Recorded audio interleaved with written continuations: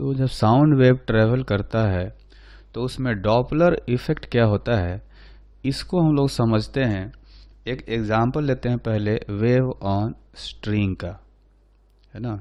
Wave on string के ही एक simple से एग्जाम्पल से समझते हैं। तो इसमें हम लोग एक स्ट्रिंग ले लेते हैं, है ना, और इस स्ट्रिंग पर कई सारे पल्सेज ट्रेवल कर रहे हैं इधर, है ना। तो इस तरह से मान सकते हैं कि कंटिन्यूअसली खूब सारे पल्सेज लाइन लगे हुए हैं और ये पॉजिटिव एक्स डायरेक्शन में ट्रेवल कर रहे हैं। ये सपोज एक्स डायरेक्शन है, ठीक है। और इसी एक्स एक्सिस के आसपास एक ऑब्जर्वर जो है ये खड़ा है ना। ये ऑब्जर्वर जो है ये खड़ा है, ठीक है।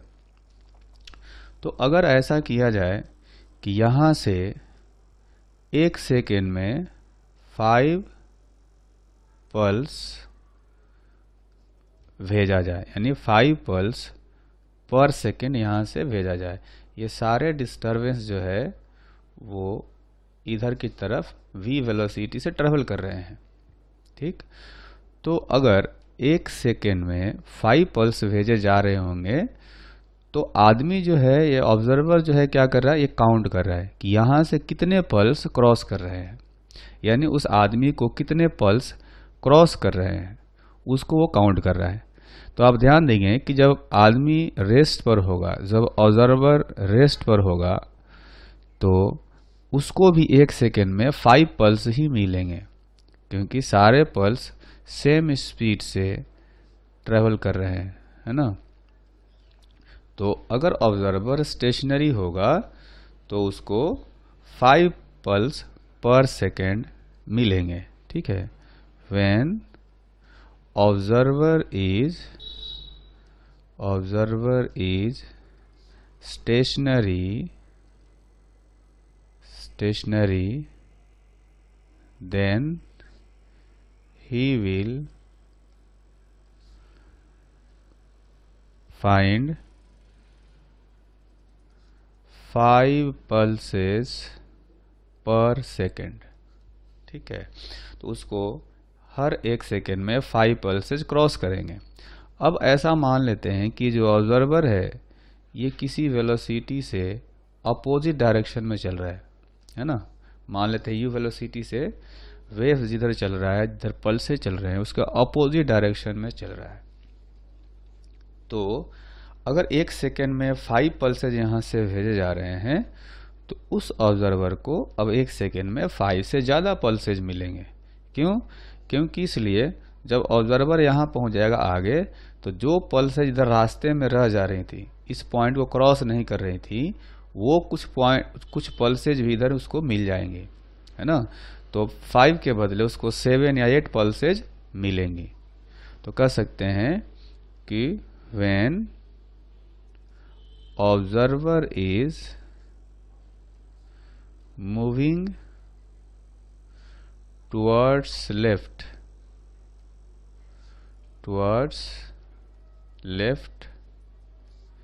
he will find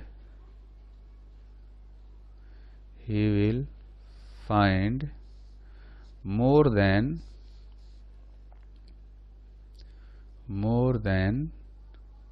5 pulses per second, ठीक।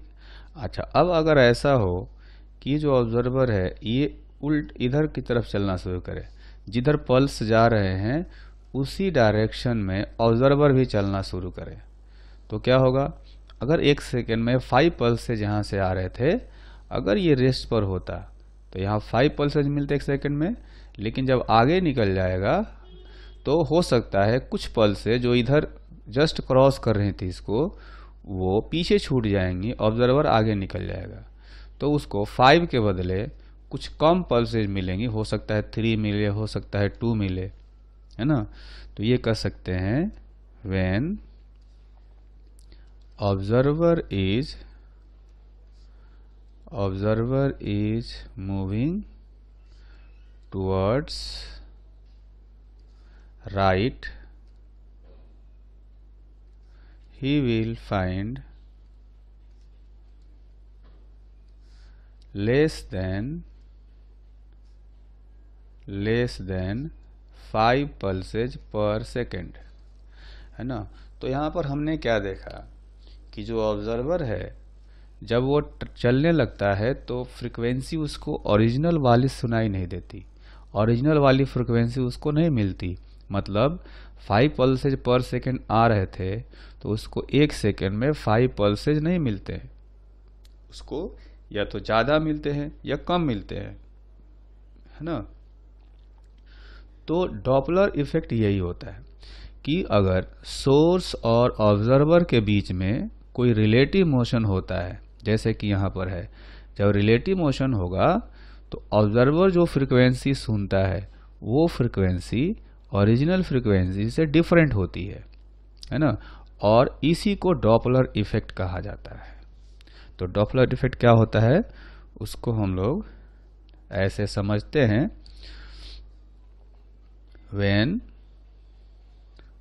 whenever there is relative motion, whenever there is relative motion between the source and observer along line joining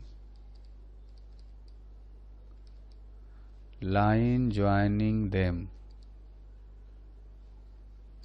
then the frequency observed by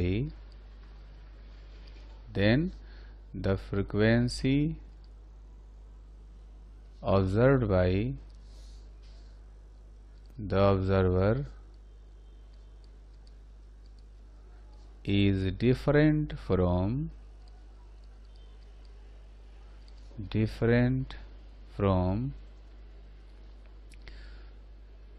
the original frequency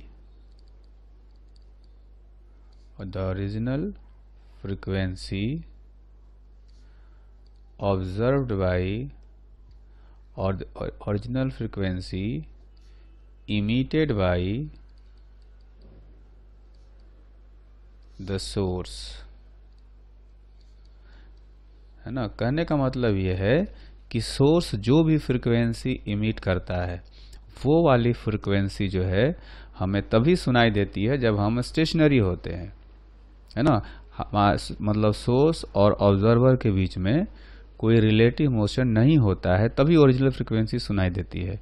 जब भी source और observer के बीच में उनका जो line joining है उस डायरेक्शन में अगर रिलेटिव मोशन आता है तो जो भी फ्रीक्वेंसी ऑब्जर्वर सुनता है वो फ्रीक्वेंसी ओरिजिनल फ्रीक्वेंसी से डिफरेंट हो जाती है और इस फेनोमेना को डॉपलर इफेक्ट कहा जाता है।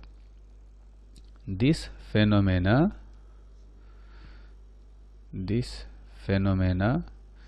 Is known as Doppler effect, है ना। तो यहाँ पर हमने वेव ऑन स्ट्रिंग से थोड़ा सा समझा था और इसमें हमने सिर्फ ऑब्जर्वर को ही चलाया था, इसमें हमने सोर्स को भी नहीं चलाया। तो आगे हम साउंड के केस में समझेंगे कि किस तरह से सोर्स और ऑब्जर्वर के चलने से जो फ्रीक्वेंसी है वो चेंज हो जाती है ना। आगे यही अभी हम लोग समझने वाले हैं।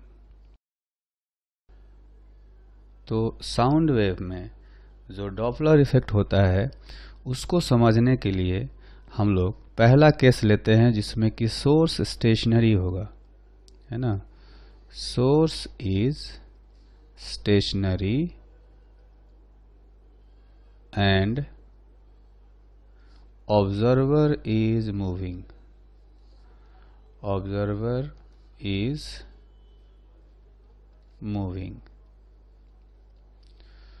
तो जो ऑब्जर्वर है वो ट्रैवल कर रहा है और सोर्स जो है वो स्टेशनरी है। हमने देखेंगे कि नीचे एक फिगर बनाया है और इसमें कई सारे सर्किल्स दिख रहे हैं। ये एक्चुअली में सर्किल नहीं है, ये स्फेयर्स है। इनके सेंटर पर एक सोर्स है ना, ये पॉइंट सोर्स है। तो यहाँ से जो वेव फ्रंट्स निकलते हैं वो स्फेरिकल शेप के निकलेंगे। तो ये तीन जो है ये वेव फ्रंट्स है। सबसे बड़ा वाला वेव फ्रंट पहले निकला होगा, उससे छोटा वाला उसके बाद, और सबसे छोटा वाला जो होगा वो सबसे लेटेस्ट जो होगा, सबसे देर से वहाँ से सोर्स से इमिट किया गया होगा, है ना। तो हम जानना चाहेंगे कि ये जो दो वेव फ्रंट्स है, वेव फ्रंट्स के बीच में सेपरेशन कितना होगा, है ना। ये दो वेव फ्रंट्स के बीच में जो सेपरेशन होता है वो वेवलेंथ के इक्वल होता है। जो साउंड वेव का जो वेवलेंथ होगा उसके इक्वल होता है ये सेपरेशन। कैसे कर सकते हैं? तो हम लोग ऐसे समझते हैं कि वेव ऑन स्ट्रिंग में अगर दो पल्स हो, है ना, ये दो पल्स है, ये है पहला पल्स और ये है दूसरा, तो हर पल्स के बीच में जो टाइम इंटरवल होता है वो होता है टी।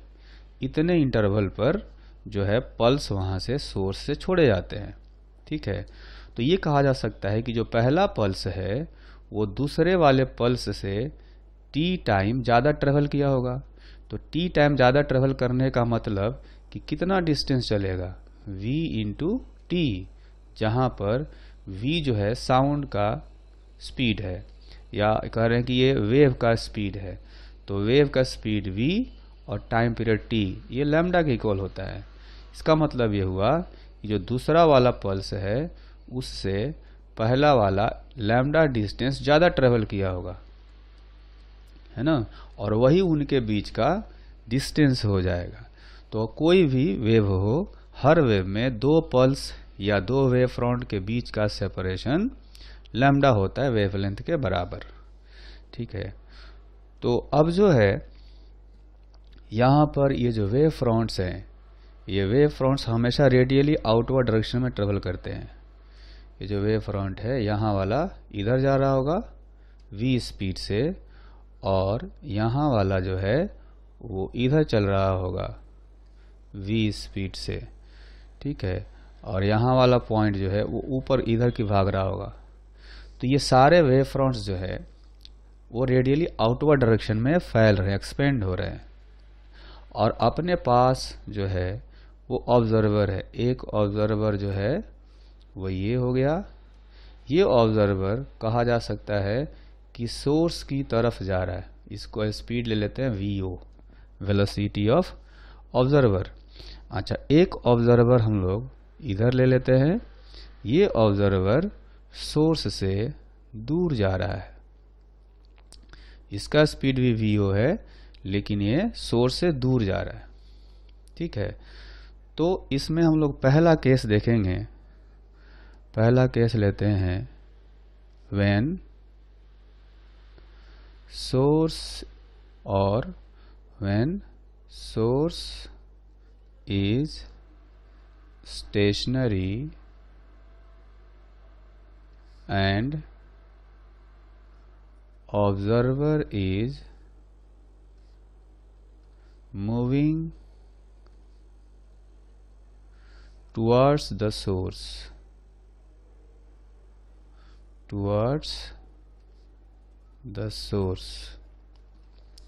यानी ये वाला केस है। इसमें जो ऑब्जर्वर है वो सोर्स की तरफ जा रहा है। तो देखेंगे कि इसको जो पल्स है, जो वेव फ्रंट है, वो काफ़ी तेज़ी से आते हुए दिखेंगे, क्योंकि ये खुद भी उधर ही जा रहा है। तो कह सकते हैं कि relative velocity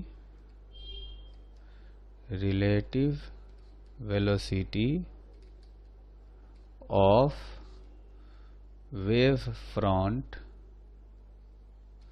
with respect to observer is equal to v plus vo।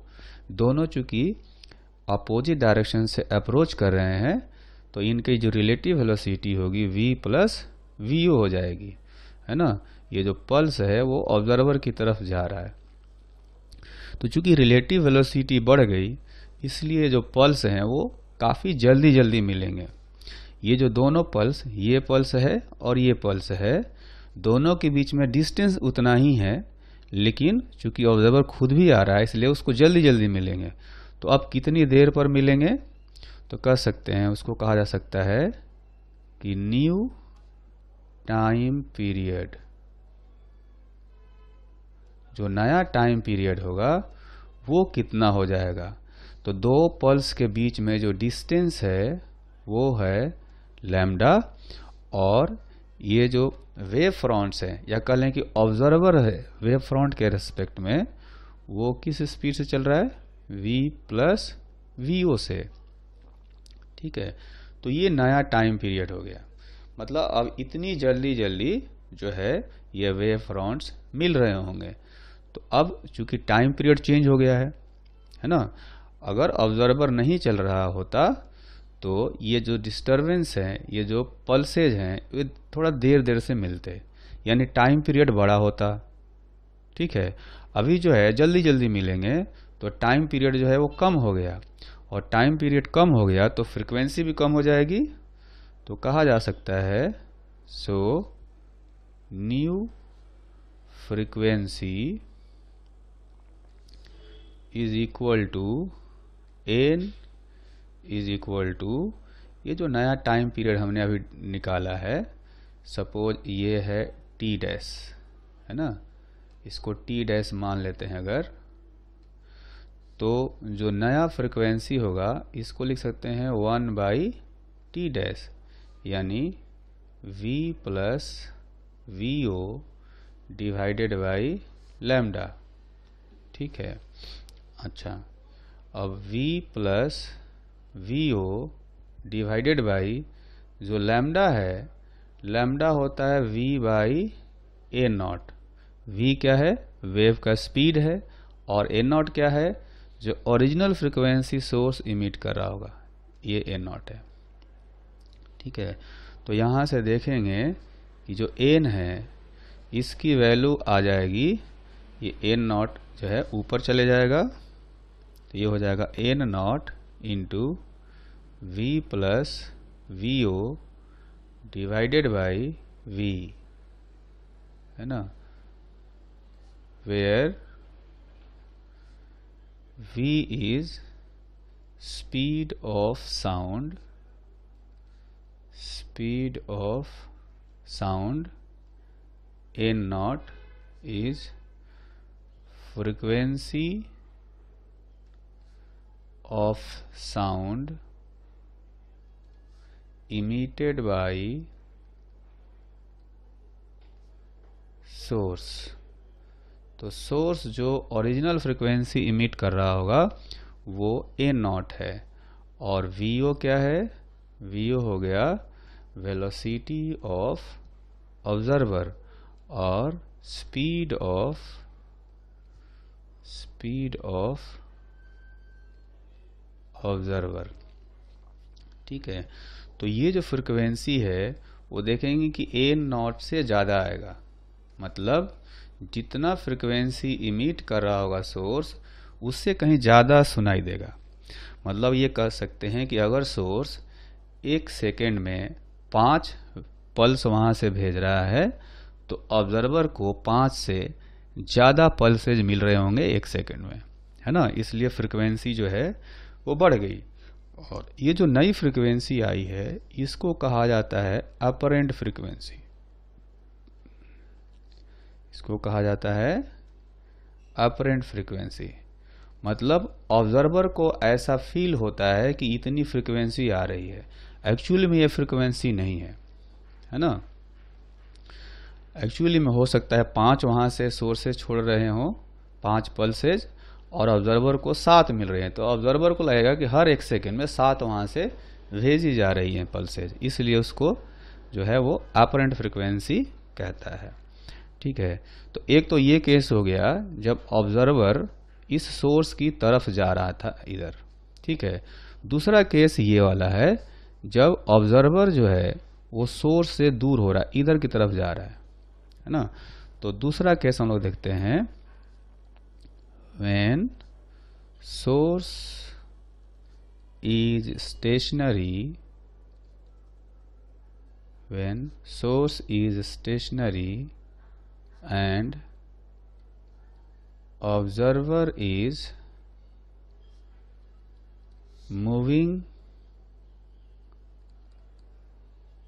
away from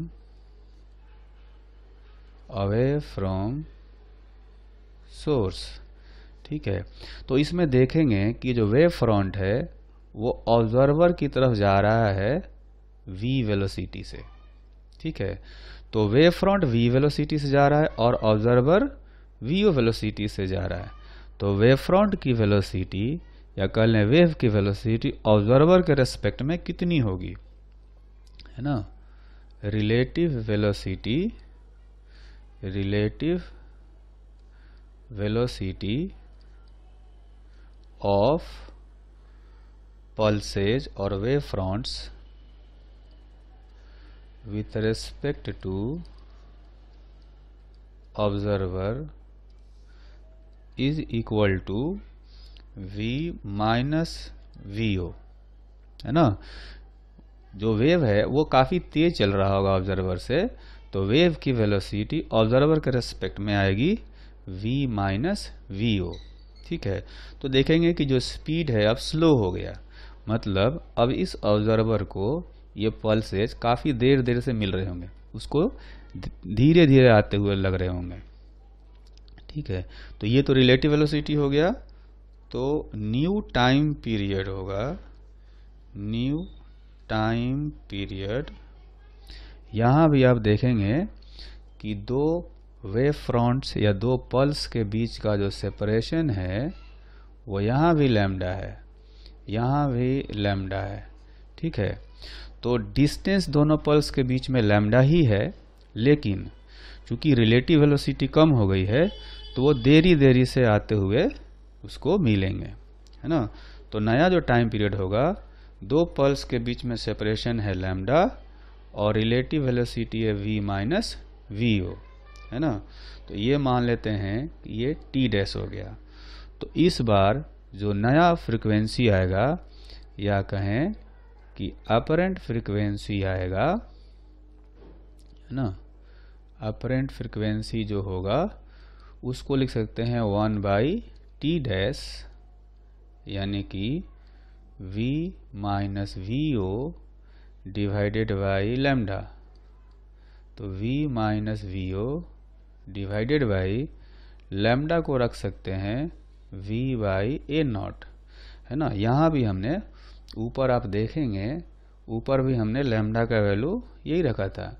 यहाँ पर v है स्पीड ऑफ साउंड और a0 है साउंड की ओरिजिनल फ्रीक्वेंसी। ठीक, तो ये जो एक्सप्रेशन है अपरेंट फ्रीक्वेंसी का, इसको हम लोग लिख सकते हैं इस तरह से a0 v minus vo divided by v, है ना। ये हो गया अपरेंट फ्रीक्वेंसी। ठीक, अच्छा, अगर हम फिगर देखें तो इस फिगर में हम ये देख सकते हैं कि ऑब्जर्वर चल रहा है, सोर्स नहीं चल रहा है। तो हर दो पल्स के बीच का जो गैप है वो लैम्डा ही है, लैम्डा कहीं चेंज नहीं हुआ है। यानी कि जब सोर्स स्टेशनरी होगा तो वेवलेंथ में कोई चेंज नहीं होता है।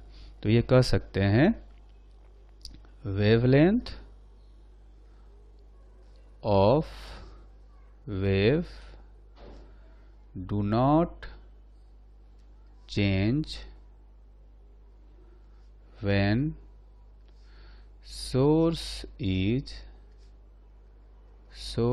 is stationary। तो सोर्स जब स्टेशनरी होगा तो वेवलेंथ चेंज नहीं होगा, सिर्फ फ्रीक्वेंसी चेंज होगी। और जो फ्रीक्वेंसी चेंज होगी उसमें दो केसेज हमने देखे, जब ऑब्जर्वर सोर्स के पास में जा रहा हो, एक तो ये वाला केस, और दूसरा जब ऑब्जर्वर दूर जा रहा हो, तो ये दो फ्रीक्वेंसी जो है वो आएगी। ठीक, तो अभी जो हमने केस पढ़ा उसमें था कि ऑब्जर्वर मूव कर रहा है और सोर्स स्टेशनरी है है ना। अब हम दूसरा केस पढ़ेंगे जिसमें सोर्स मूव कर रहा होगा और ऑब्जर्वर स्टेशनरी होगा, है ना। तो ये केस है when observer is stationary and source is moving, है ना। तो इस केस में सोर्स चल रहा होगा और ऑब्जर्वर स्टेशनरी होगा। तो इस केस को समझने के लिए हमने एक फिगर बनाया है। इस फिगर में देखेंगे कि 3 स्फेरिकल वेव फ्रंट्स बनाए गए हैं, जिसमें से तीनों का जो सेंटर है वो डिफरेंट पोजीशन पर है। तो इसमें क्या है कि जो सोर्स है, सोर्स लेफ्टवर्ड डायरेक्शन में vs वेलोसिटी से जा रहा है, ठीक। तो सबसे पहला वेव फ्रंट है, सबसे बड़ा वाला wave front, spherical wave front, उसका सेंटर देखेंगे कि यहाँ पर है। इसको हम लोग कहते हैं S1। S1 इसलिए कि ये सोर्स का पहला पोजीशन है जहाँ से इसने इस वेव फ्रंट को, सबसे पहले वाले वेव फ्रंट को या सबसे बड़े वाले वेव फ्रंट को इमिट किया होगा, है ना। इसमें सोर्स से निकल कर के वेव फ्रंट स्प्रेड होता है, फैलता है, ठीक है। तो जो सबसे बड़ा वाला है वो सबसे ज़्यादा स्प्रेड हो रखा है, इसका मतलब वो सबसे पहले इमिट हुआ होगा सोर्स से, है ना। और सबसे पहले इमिट हुआ होगा तो उसको कहाँ से इमिट कराया गया होगा, उसको इस पॉइंट S1 से, यहाँ पर जब सोर्स था तो उस वेव फ्रंट को यहाँ से इमिट किया होगा, ठीक। और इसीलिए उस वेव फ्रंट का सेंटर जो है वो S1 पर है। अच्छा, अब पहला वेव फ्रंट अगर इसने इमिट कर दिया तो ये जो दूसरा वेव फ्रंट है उसके बाद इमिट हुआ होगा। तो ये दोनों वेव फ्रंट के इमिट करने में जो टाइम इंटरवल होता है वो होता है t, एक टाइम पीरियड का। तो इतने टाइम में जो सोर्स है वो थोड़ा सा लेफ्ट डायरेक्शन में खिसक गया होगा, है ना। तो लेफ्ट डायरेक्शन में ये एक नए पोजीशन पर आ गया जिसको हम लोग कह सकते हैं S2, है ना। तो S1 से S2 के बीच में उसने कुछ डिस्टेंस ट्रेवल किया होगा और ये जो डिस्टेंस है इसको हम लोग कह सकते हैं कि ये होगा Vs इंटू टी, क्योंकि सोर्स Vs स्पीड से चल रहा था और उसको टाइम कितना मिला था, t के बराबर। तो इतने टाइम में जो सोर्स है वो S1 से S2 तक चला गया Vst डिस्टेंस ट्रेवल करके, ठीक। अब अगर ध्यान दें तो जो पहला वाला केस देखा था हमने, उसमें सारे वेव फ्रंट्स एक ही जगह से इमिट किए गए थे। सारे वेव फ्रंट्स का सेंटर जो है वो एक ही जगह था और इसीलिए हर दो वेव फ्रंट के बीच का जो गैप है वो लैम्डा के बराबर हुआ करता था, है ना। लेकिन यहाँ पर क्या है कि जो डिफरेंट वेव फ्रंट्स हैं वो डिफरेंट पोजीशन से इमिट हो रहे हैं। सोर्स जो है एक जगह रुका नहीं है, वो चल रहा है, ठीक। तो इनके बीच का जो गैप है, ये गैप अब पहले से डिफरेंट हो गया होगा, क्योंकि जो स्फेयर्स हैं, स्फेयर्स का सेंटर ही खिसक गया है ना। तो अगर ऐसा मान लें कि अगर जो दूसरा वेव फ्रंट है और जो पहला वेव फ्रंट है, अगर दोनों S1 से ही यहीं से इमिट किए जाते, जैसा कि पहले केस में हमने देखा था, अगर एक ही जगह से इमिट किए जाते तो इनके बीच का गैप होता लैम्डा और ये वाला जो वेव फ्रंट है वो कहीं यहाँ पर होता है, ऐसे, है ना, कहीं यहाँ होता और ये जो गैप है ये लैम्डा होता यहाँ से यहाँ। लेकिन चूंकि इस वेव फ्रंट का जो सेंटर है वो VST से खिसक गया लेफ्टवर्ड डायरेक्शन में, इसलिए इसका जो सरफेस है, जो सरफेस यहाँ पर होना चाहिए था, वो VST से लेफ्ट डायरेक्शन में खिसक गया इतना, ठीक। और इसलिए ये जो टोटल गैप है अब ये लैम्डा नहीं रह करके लैम्डा प्लस VST हो गया। ठीक उसी तरीके से जो सेकेंड वेव फ्रंट है और जो थर्ड वेव फ्रंट है, इनके बीच का जो गैप है ये भी लैम्डा प्लस VST होना चाहिए। ऐसा इसलिए क्योंकि जब तीसरा वेव फ्रंट ये जो छूटा होगा तो दूसरे और तीसरे के बीच में भी टाइम इंटरवल T मिला होगा। उतने देर में ये जो सोर्स है वो S2 से चल करके एक नए पोजीशन S3 पर पहुंच गया होगा, है ना। और S2 से S3 जाने में उसने डिस्टेंस ट्रेवल किया होगा फिर से Vs इंटू T, और इसीलिए ये जो गैप है ये सेकेंड और थर्ड वेव फ्रंट के बीच का, वो भी VST से बड़ा हो गया। पहले लैम्डा था, अब लैम्डा प्लस VST हो गया। अच्छा, तो राइट साइड में जो गैप है वो बढ़ रहा है। अगर लेफ्ट साइड की बात करेंगे तो इस साइड में जो गैप है वो कम होना चाहिए, क्योंकि जो सेंटर खिसका है वो लेफ्ट डायरेक्शन में खिसका है। तो ये जो गैप है ये हो जाएगा लैम्डा माइनस VST, है ना। उसी तरह से फर्स्ट और सेकेंड के बीच का जो गैप है ये भी लैम्डा माइनस VST हो जाएगा, है ना। तो अब ऐसा करते हैं, हर दो वेव फ्रंट के बीच का गैप तो हमने पता कर लिया। अब मान लेते हैं कि एक ऑब्जर्वर है लेफ्ट साइड में जो कि रेस्ट पर है ना, और एक ऑब्जर्वर है राइट साइड में और ये भी रेस्ट पर है। ठीक, तो अब इस केस को हम लोग दो पार्ट में बांट देते हैं। पहला पार्ट होगा जिसमें सोर्स ऑब्जर्वर की तरफ मूव कर रहा होगा। सोर्स इज मूविंग टुवर्ड्स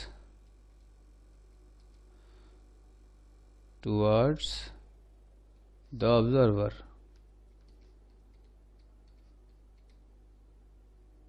ठीक है, तो अगर हम लोग इस ऑब्जर्वर की बात करें तो इस ऑब्जर्वर की तरफ ही ये सोर्स आ रहा है। सोर्स लेफ्ट डायरेक्शन में चल रहा है और इसलिए इस ऑब्जर्वर की तरफ जा रहा है। तो इस ऑब्जर्वर की हम बात कर रहे हैं। पहले केस में हम लोग सिर्फ इस ऑब्जर्वर की बात कर रहे हैं क्योंकि इसकी तरफ ही ये सोर्स आ रहा है। ठीक है, तो ये जो ऑब्जर्वर है इसके लिए दो वेव फ्रंट के बीच का जो गैप है वो अब चेंज हो गया है। क्योंकि गैप अब चेंज हो गया है तो ये कहेगा कि इसके लिए वेवलेंथ चेंज हो गया। दो वेव फ्रंट के बीच का जो गैप होता है उसी को वेवलेंथ कहा जाता है। तो ये वेवलेंथ जो है अब चेंज हो गया है, जिसको यहाँ पर हम लोग कहेंगे अपरेंट वेवलेंथ। अपरेंट वेवलेंथ, और ये अपरेंट वेवलेंथ जो होगा ये होगा lambda dash is equal to lambda minus VST, है ना। ये ध्यान रखना है कि हम इस ऑब्जर्वर की बात कर रहे हैं। तो लैम्डा जो होता है उस लैम्डा का वैल्यू हम लोग फिर से इधर लिखते हैं। लैम्डा होता है V/N0 माइनस VS, और ये लैम्डा का वैल्यू हमने रखा V/N0 यहाँ पर, और VS, और ये जो T है इस T को लिख सकते हैं 1/N0 यानी 1 फ्रीक्वेंसी।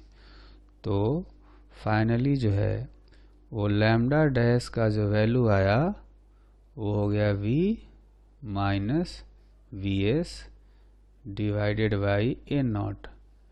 ये हो गया अपरेंट वेवलेंथ का फॉर्मूला। ठीक, अगर अब अपरेंट वेवलेंथ ये है तो इस ऑब्जर्वर के लिए जो वेव्स है या जो वेव फ्रंट है ये v वेलोसिटी से चल रहे होंगे। v क्या है? साउंड का स्पीड है। इतनी वेलोसिटी से चल रहे होंगे और लैम्डा डैश या ये लैम्डा माइनस VST इतने डिस्टेंस पर ये मिलेंगे। ठीक है। तो उसके लिए 1 सेकेंड में कितने पल्स मिल जाएंगे, कितने वेव फ्रंट मिल जाएंगे, हमें ये पता करना है। उसको हम लोग कहेंगे ऑपरेंट फ्रीक्वेंसी, है ना। तो apparent frequency will be n is equal to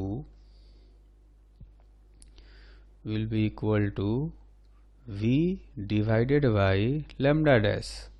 क्योंकि जो साउंड है, साउंड का स्पीड जो चेंज नहीं हुआ, साउंड का स्पीड v ही है, ऑब्जर्वर चल नहीं रहा, और सोर्स की वेलोसिटी का कोई इफेक्ट नहीं है। क्योंकि एक बार सोर्स ने साउंड इमिट कर दिया तो उसके बाद साउंड की वेलोसिटी हमेशा v रहेगी, सोर्स की वेलोसिटी से कोई लेना देना नहीं उसका। ठीक, तो जो ऑपरेंट फ्रीक्वेंसी है n, उसको लिख सकते हैं v बाई लैम्डा डैश। अगर हम चाहें तो इसको n डैश लिख सकते हैं, मान लिया n डैश है ऑपरेंट फ्रीक्वेंसी। ठीक, तो इसको हम लोग क्या करेंगे, इसको लिखेंगे v डिवाइडेड बाई जो लैम्डा डैश है, लैम्डा डैश का वैल्यू अभी हमने यहाँ पर ये कैलकुलेट किया है, तो इसको रख देते हैं यहाँ पर v minus V S by A not. तो यहाँ रखेंगे v minus V S divided by A not. तो ये ए नॉट जो है ये ऊपर चला जाएगा। तो इस तरह से operand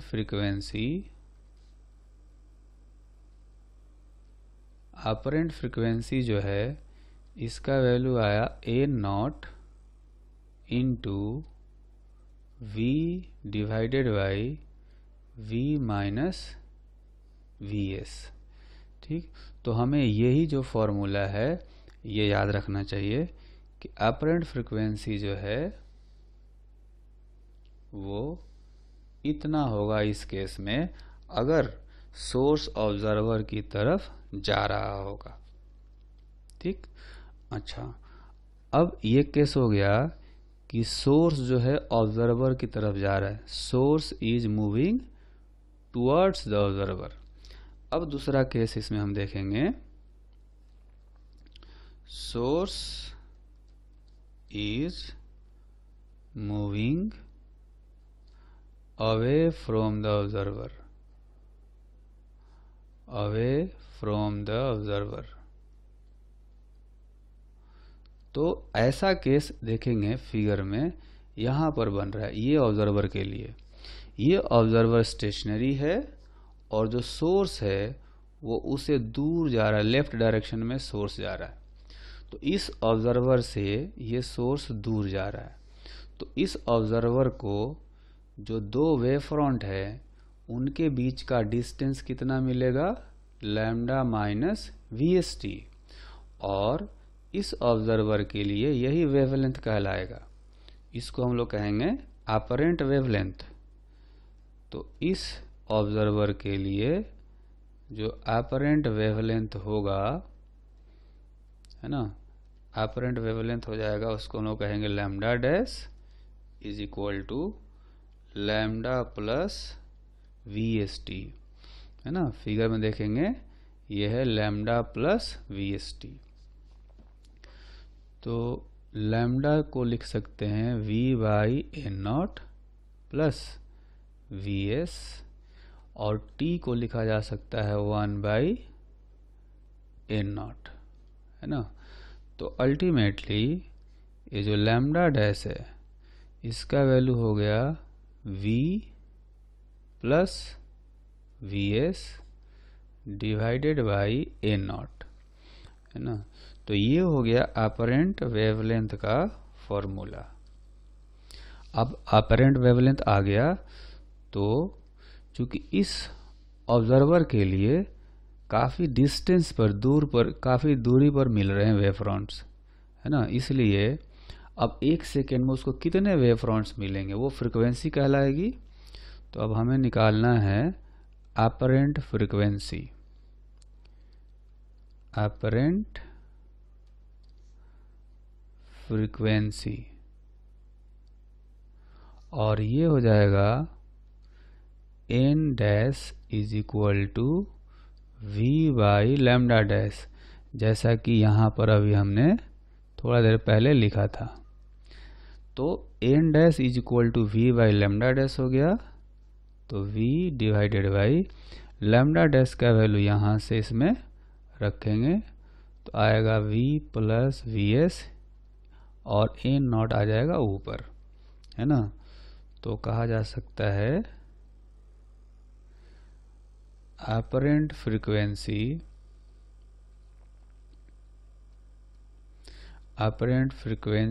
is equal to n naught into v divided by v plus vs, है ना। तो ये एक नया apparent frequency का फॉर्मूला आ गया, ठीक। तो इस केस में जो वेवलेंथ है और फ्रीक्वेंसी है दोनों ही चेंज हो रहे हैं जब सोर्स मूव कर रहा है, ठीक। तो जब ऑब्जर्वर स्टेशनरी है और सोर्स मूव कर रहा है तो इसमें नोट करने वाली बात यह है कि पहले तो वेवलेंथ चेंज होगा, वेवलेंथ यहाँ भी चेंज हो रहा है और वेवलेंथ यहाँ भी चेंज हो रहा है, ठीक है। अच्छा, फ्रीक्वेंसी जो है वो तो भी चेंज हो रहा है, अपरेंट फ्रीक्वेंसी इतना आया और फिर अपरेंट फ्रीक्वेंसी ये हो गया, है ना। अब हम ऐसा करते हैं कि अभी कुल मिलाकर के हमने 4 केस पढ़ लिए। 4 केस कौन कौन सा?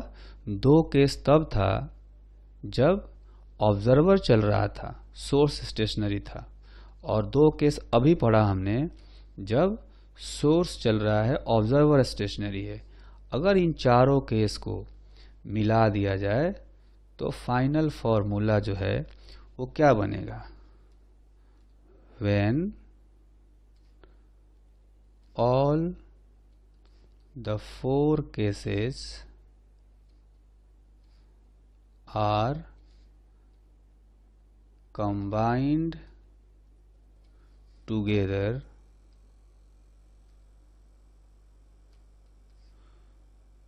we will get apparent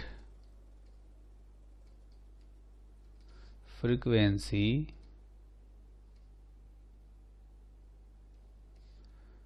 is equal to n naught v plus minus vo divided by v plus minus vs, है ना। ये आ गया। ये कैसे आया हम देख सकते हैं। यहाँ पर देखिए, यहाँ पर क्या था, यहाँ पर इस केस में सोर्स स्टेशनरी था और ऑब्जर्वर जो है मूव कर रहा था। तो जो अपरेंट फ्रीक्वेंसी का फॉर्मूला आया था वो ये आया था, ऊपर जो है v प्लस vo और दूसरे वाले केस में v माइनस vo। तो ऑब्जर्वर वाला जो केस था वो ऊपर था, है ना। तो अभी जो फॉर्मूला अपना आया है, इस फॉर्मूले में अगर देखेंगे तो यहाँ पर ऊपर की तरफ v प्लस माइनस vo रखा है हमने, ठीक। अच्छा, जो दूसरा केस था जब सोर्स जो है वो मूव कर रहा था, उस केस में अपरेंट फ्रीक्वेंसी का फॉर्मूला देखेंगे तो इसमें vs वाला जो टर्म था वो नीचे है, नीचे v माइनस वी एस और यहाँ पर v प्लस वी एस, ठीक है। इनको हमने कंबाइन कर दिया तो ये देखेंगे अब जो है फाइनल जो फॉर्मूला है अपना, इसमें नीचे देखेंगे v plus minus V S आ रहा है, ठीक। तो अपरेंट फ्रीक्वेंसी का ये फॉर्मूला हमें फाइनली याद रखना होगा। इसको एक बार फिर से क्लियर लिख लेते हैं। Apparent frequency is equal to A not v plus minus vo divided by v plus minus vs। यह अपरेंट फ्रीक्वेंसी का फॉर्मूला आ गया। ठीक, और एक अपरेंट वेवलेंथ का भी फॉर्मूला है। अपरेंट वेवलेंथ, तो हमने देखा कि जो वेवलेंथ है वो चेंज नहीं होता अगर सोर्स स्टेशनरी हो। ठीक, जो पहला केस था इसमें हमने यहाँ पर लिखा था, ऊपर देखेंगे, ये हमने एक नोट लिखवाया है। ये लिखवाया है कि wavelength of wave do not change when source is stationary. तो सोर्स स्टेशनरी होता है तो वेवलेंथ चेंज नहीं होता है, लेकिन जब सोर्स चल रहा हो, जैसे कि ये वाला केस है, इसमें हमने लिया था कि सोर्स इज मूविंग, इसमें वेवलेंथ चेंज हो गया। अपरेंट वेवलेंथ एक तो ये आया और दूसरा अपरेंट वेवलेंथ ये आया था, जो कि सोर्स की वेलोसिटी पर डिपेंडेंट है ना। यहाँ भी सोर्स की वेलोसिटी पर डिपेंडेंट है। तो यहाँ से जो फॉर्मूला आएगा अपरेंट वेवलेंथ का कंबाइन करके, उसको हम लोग लिखेंगे,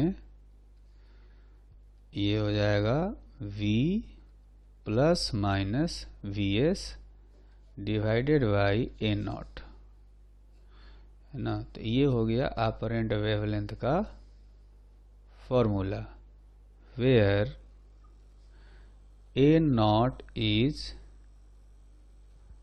original frequency emitted by source। ठीक, ये हो गया ए नॉट। अच्छा, जो v है ये है स्पीड ऑफ साउंड और वेलोसिटी ऑफ साउंड, vo है वेलोसिटी ऑफ ऑब्जर्वर और स्पीड ऑफ ऑब्जर्वर, vs है velocity of source, velocity of source. ठीक है, तो ये जो फॉर्मूला है, इस फॉर्मूले को हम लोग तब भी यूज कर सकते हैं जब कोई स्टेशनरी होगा, है ना। अगर जैसे ऑब्जर्वर स्टेशनरी हो गया तो vo 0 कर देंगे, और अगर सोर्स स्टेशनरी होगा तो vs 0 कर देंगे, है ना। तो ये फॉर्मूला हर केस में हम लोग यूज कर सकते हैं, जब सोर्स चल रहा हो या स्टेशनरी हो, जब ऑब्जर्वर चल रहा हो या स्टेशनरी हो, या ये भी हो सकता है कि दोनों के दोनों चल रहे हो, तो भी ये फॉर्मूला हम लोग यूज कर सकते हैं, है ना। तो ये हो गया फाइनल फॉर्मूला। लेकिन इसमें अब एक कन्फ्यूज़न रहता है कि कब हम प्लस रखेंगे और कब हम लोग माइनस रखेंगे। ठीक है, तो इसको सोल्व करने के लिए डिफरेंट बुक्स में डिफरेंट तरीके अप्रोच बताए जाते हैं कि कब प्लस रखें और कब माइनस रखें, है ना। तो हम लोग क्या करेंगे, हम लोग एक सिंप्लीफाइड फार्मूला लिखते हैं।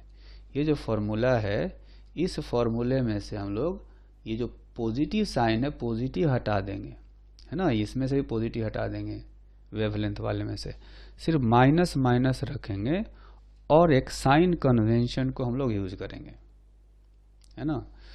तो हम लोग अभी क्या करते हैं, सिंप्लीफाइड फार्मूला लिखते हैं। सिंप्लीफाइड फार्मूला, तो पहला हम लोग लिखेंगे अपरेंट फ्रीक्वेंसी, अपरेंट फ्रीक्वेंसी का जो फॉर्मूला होगा वो हो जाएगा A naught into V minus V O divided by V minus V S. ठीक है, ये फॉर्मूला है, इसमें से हमने पॉजिटिव साइन को हटा दिया है। अच्छा, उसी तरह से अपरेंट वेवलेंथ का फॉर्मूला, अपरेंट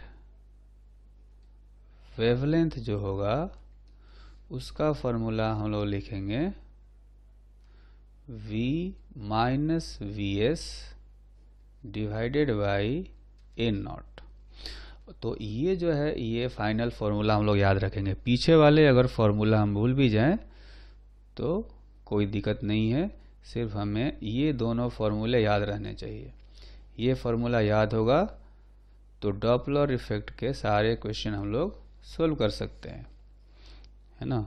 बस इसमें क्या है, एक साइन कन्वेंशन हमें सीखना है। तो साइन कन्वेंशन क्या है, इसमें साइन कन्वेंशन का हमें ध्यान रखना है कि जो भी वेलोसिटी साउंड के मोशन के डायरेक्शन में होगा उसको पॉजिटिव लिया जाएगा, है ना। कन्वेंशन ये है, all the velocities along the motion of sound is taken positive and all the velocities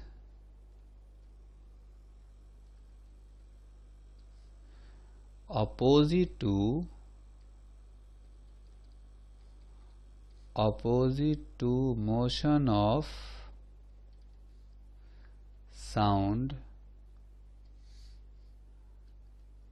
are taken negative, है ना। ये भी यार हो जाएगा। तो कहने का मतलब ये है कि साउंड जिस डायरेक्शन में जाएगा उस डायरेक्शन को हम लोग पॉजिटिव मानेंगे और उसके अपोजिट डायरेक्शन को निगेटिव मानेंगे, ठीक है। तो इस कन्वेंशन को समझने के लिए हमने एक फिगर बनाया है। तो देखेंगे कि इसमें ये एक सोर्स है और ये ऑब्जर्वर है, ठीक। तो साउंड सोर्स से निकलकर वैसे तो हर डायरेक्शन में जाता है, लेकिन हम लोग वो डायरेक्शन लेंगे जो साउंड निकल करके ऑब्जर्वर तक पहुंचेगा, ताकि ऑब्जर्वर जो है ऑब्जर्व कर सके। तो साउंड जो है हमारे लिए हमेशा इस सोर्स से निकल करके, है ना, इस सोर्स से निकल करके इस ऑब्जर्वर की तरफ जाएगा। तो ये साउंड का जो है वो मोशन का डायरेक्शन हो गया। तो इस डायरेक्शन को हम लोग लेंगे पॉजिटिव और जो दूसरा डायरेक्शन है उसको हम लोग लेंगे निगेटिव, ठीक। तो जब भी क्वेश्चन करेंगे उसमें ध्यान रखना है इस कन्वेंशन का। क्या ध्यान रखेंगे कि सोर्स से ऑब्जर्वर की तरफ जो डायरेक्शन है, सोर्स से ऑब्जर्वर की तरफ जो डायरेक्शन है उसको पॉजिटिव लेंगे और ऑब्जर्वर से सोर्स की तरफ जो डायरेक्शन है उसको निगेटिव लिखेंगे, ठीक। और इसके हिसाब से प्लस माइनस साइन के साथ में जो स्पीड होगा उस स्पीड का वैल्यू ये दो फॉर्मूले में रखेंगे। तब जो है हम लोग डॉपलर इफेक्ट पर बेस सारे क्वेश्चंस कर सकते हैं, है ना।